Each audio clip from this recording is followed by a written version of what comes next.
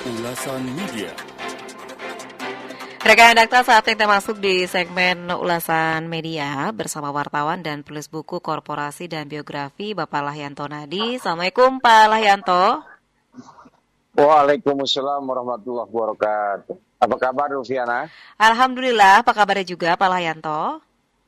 Baik sekali, Alhamdulillah. Alhamdulillah. Yang kurang baik adalah saudara-saudara kita masih di Sumatera ya. Iya, benar-benar. Aceh, Sumatera Utara sampai kepada Sumatera Barat. Baik. Nah, tapi sayangnya di tengah penderitaan saudara kita itu, para menteri ini mengambil kesempatan untuk berwisata. Wah. Itu yang mengatakan bukan kita, yang mengatakan adalah Presiden Prabowo Subianto Joyo Hadikusumo. Nah, jadi minggu lalu kita sudah bilang, kita ingatkan kepada Zulkifli Hasan, kepada Bahlil Lahadalia, kepada Raja Juliani, yaitu untuk diingatkan oleh Muhammad Iskandar agar tobatan nasuha, gitu kan? Tapi nggak terima ya Pak? Karena di tengah mereka nggak terima, maka di tengah-tengah penderitaan itu, maka Zulkifli Hasan melakukan wisata bencana. Jadi ini baru pertama kali ini ada wisata bencana. Zaman Orde Baru itu nggak ada wisata bencana, walaupun kejam sekali zaman pemerintahan ketika itu. Ya, tapi sekarang ini Masya Allah kita benar-benar banyak istighfar melihat perlakuan Zulkifli Hasan dan teman-temannya itu. Gitu. Makanya kita rekomendasikan agar mereka segera mundur. Ya. Jadi dari ada 10 menteri yang punya rapot merah itu mundur aja, dan momentumnya tepat sekarang. Zulkifli Hasan, kemudian Bahlil Lahadalia, Raja Juli Antoni, kemudian Nusron Wahid, kemudian Kepala Badan Gizi Nasional, termasuk BNPB juga ya mungkin wakilnya SDM.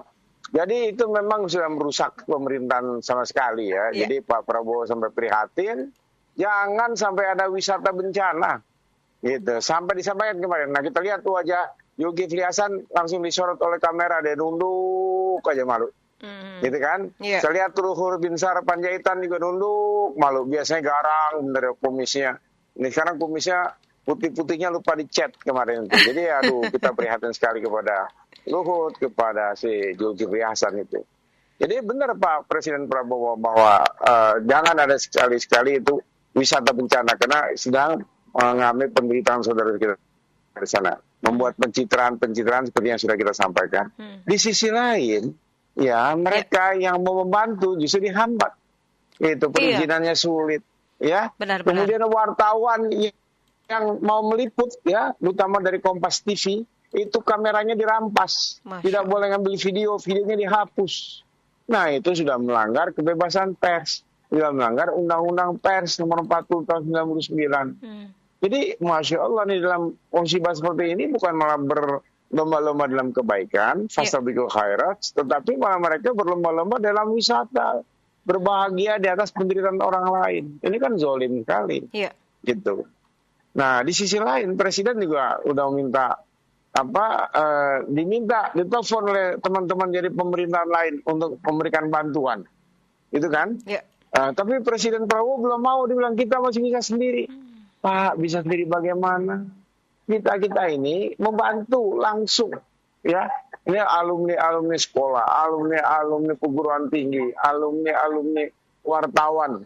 Ini membantu ke sana semua, ke Sumatera Barat, ke Sumatera Utara, ke Aceh, masing-masing yang punya jaringan kita bantu langsung. Gitu. Itu yang pada akhirnya memang dari keringat saya sendiri, dari hartanya sendiri, gitu. Bukan seperti anggota DPR bilang itu para netizen 10 miliar nggak seberapa. Ya itu uang masing-masing mereka. Sementara anggota DPR yang ketika dia menyumbang itu adalah duit kita, duit rakyat. Pemerintah adalah duit rakyat. Jadi bukan dia nyumbang. Kita gitu. Istilahnya udah nyumbang ya ke negara. Iya, kita sudah bayar pajak, uang kita membantu di sana, tapi cara membantunya salah, nggak benar. BNPB kerjanya juga sudah 2 minggu ini baru masang tenda. Kementerian Sosial dia masang tenda 1, iya kan? Dia pasang tenda diviralkan di mana-mana. Dia bilang, hai Saifullah Yusuf juga harus bagian dari yang mundur itu. Jadi bersih pemerintahan ini dengan orang-orang yang munafik seperti itu. Gitu. Jadi ini penting kita sampaikan karena ini untuk kemaslahatan Indonesia. Gitu. Jadi bukan karena pribadi atau bagaimana, tapi karena kinerja Anda, para menteri yang Pak Prabowo bilang sebagai berwisata bencana itu sudah terlalu gitu. Jadi kalau saya lebih suka melihatnya dari perspektif para stand up komedian, dia bercanda tapi dia mengkritisi. Iya benar. Saya ini sudah melewati 7 presiden, merasakan 7 presiden gitu. Presiden Soeharto, Presiden Habibie, Presiden Gus Dur, Presiden Megawati, Presiden SBY, Presiden Prabowo Subianto. Ada yang protes. Jokowi kelewatan ya? Iya, emang Jokowi kelewatan. Orang kelakuannya kelewatan banget ya. Jadi harus terlewati ya. Kelewatan tuh kelakuannya gitu. Jadi dalam kondisi begitu masih banyak terlibat di dalam pemerintahan, sehingga menurut media-media yang mengungkap ya, terutama disampaikan oleh teman saya Said Didu, itu bahwa Presiden Prabowo sekarang punya 6 musuh. Kalau kemarin yang pertama musuhnya korupsi, yang satu, yang kedua oligarki, ya, kemudian yang ketiga adalah para politisi busuk, gitu. Yang keempat adalah di dalam bencana ini mereka memanfaatkan kondisi-kondisi yang sebenarnya harus bantu tetapi adalah tidak bantu. Jadi mereka orang-orang yang munafik. Nah yang kelima tentu saja dari geng Solo gitu. Nah yang keenam ini adalah musuh dalam selimut. Seperti yang Pak Prabowo katakan tadi gitu. Mereka menjadi wisatawan di tengah bencana. Jadi bencana wisata. Nah itu saya kira ini diksi yang menarik yang disampaikan oleh Presiden Prabowo Subianto. Ya, karena di sisi lain memang dia banyak kelemahan karena informasi tidak sampai langsung, sehingga dia tidak cepat mengambil keputusan. Baru akan kita akan membuat ini, kita akan udah 2 minggu Pak Haji, udah 2 minggu ini tidak boleh akan tapi harus action gitu. Termasuk BNPB, Menteri Sosial, nah itu harus kerja dengan baik dan benar. Saya kira itu. Baik. Pak, tapi kadangkala ketika para pejabat datang, kayaknya semuanya merasa terpenuhi. Tapi giliran udah pulang, nggak lagi gitu Pak. Bahkan nggak merata untuk mereka-mereka yang mendapatkannya Pak. Ya, itu yang disampaikan oleh teman-teman wartawan di lapangan. Ya, kita sekali lagi mengingatkan bahwa ini adalah analisis media. Jadi teman-teman, para wartawan, para media massa mainstream, sudah liputan ke sana. Begitu datang, itu begitu 2 minggu baru ada tenda-tenda. Nanti kalau presiden balik, hilang-hilang lagi tuh tenda. Nah, termasuk tendanya Saifullah Yusuf dari Menteri Menteri Sosial itu yang lagi ribut sama soal NU itu gara-gara tambang. Gitu. Jadi memang ukurannya hubud dunia ini kalau kata Ustadz ini ya. Cinta dunia melupakan akhirat sehingga apapun dilakukan dihalalkan sehingga dilakukan wisata bencana. Gitu. Jadi ini yang perlu kita cermati, kita perhatikan dan kita kritisi kepada menteri-menteri itu. Gitu. Jadi memang nanti ya pulang. Nah, si Bahlil apa bilang? Udah nyala semua itu Aceh. Begitu nyala cuma ketika ada Prabowo aja, begitu selesai gelap gulita. Genset aja yang sementara. Itu kan udah berbohong kepada presiden. Nah, dalam hal ini kita perlu ketegasan presiden harus berani ngambil keputusan. Kalau reshuffle ya reshuffle. Jangan hanya kira nanti akan. Sebagai seorang pemimpin harus berani mengambil keputusan. Saya kira itu. Iya, baik. Pak, kayaknya memang kebiasaan para pejabat gitu Pak, giliran ada bencana kayaknya show up banget gitu Pak. Ya itu yang disampaikan oleh Presiden kemarin.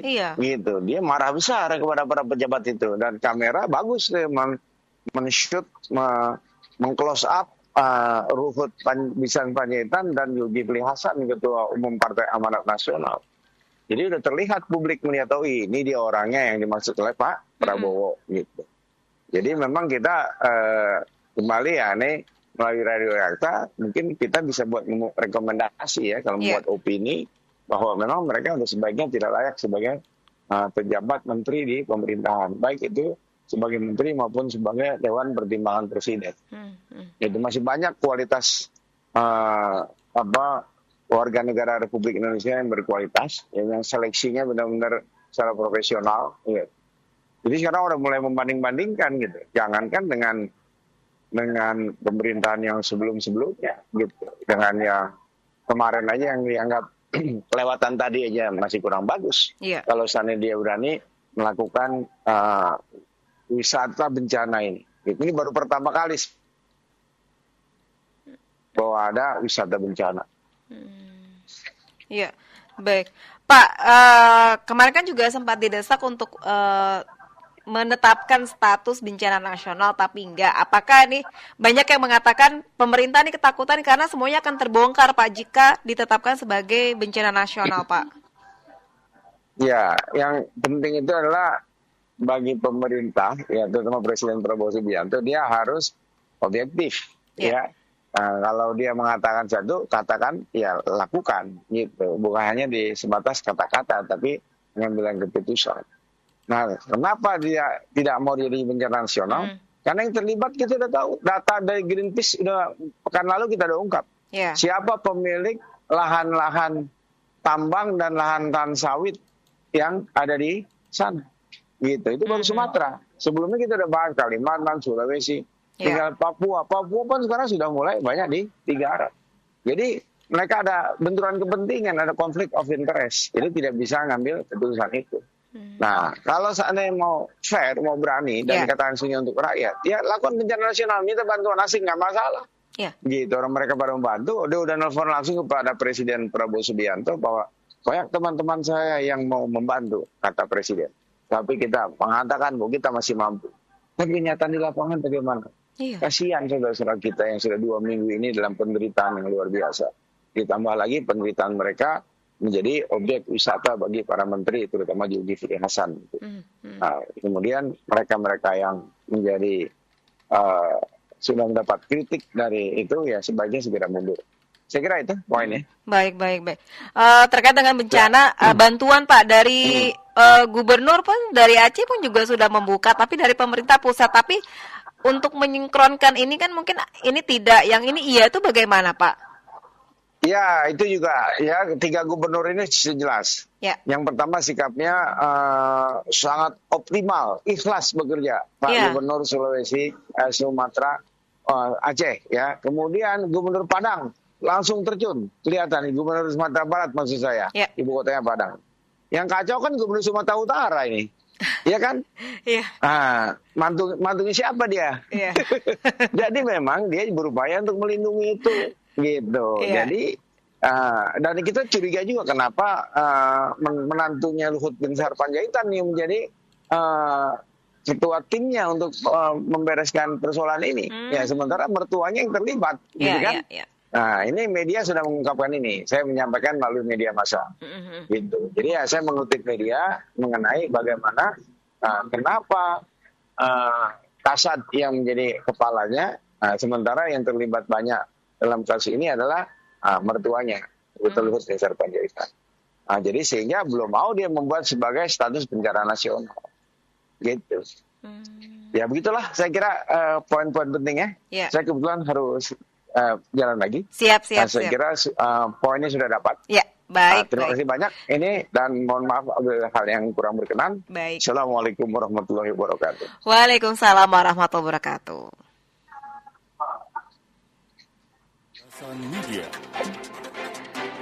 Rekan redaktor, demikian ulasan media bersama Bapak Lahyanto Nadi.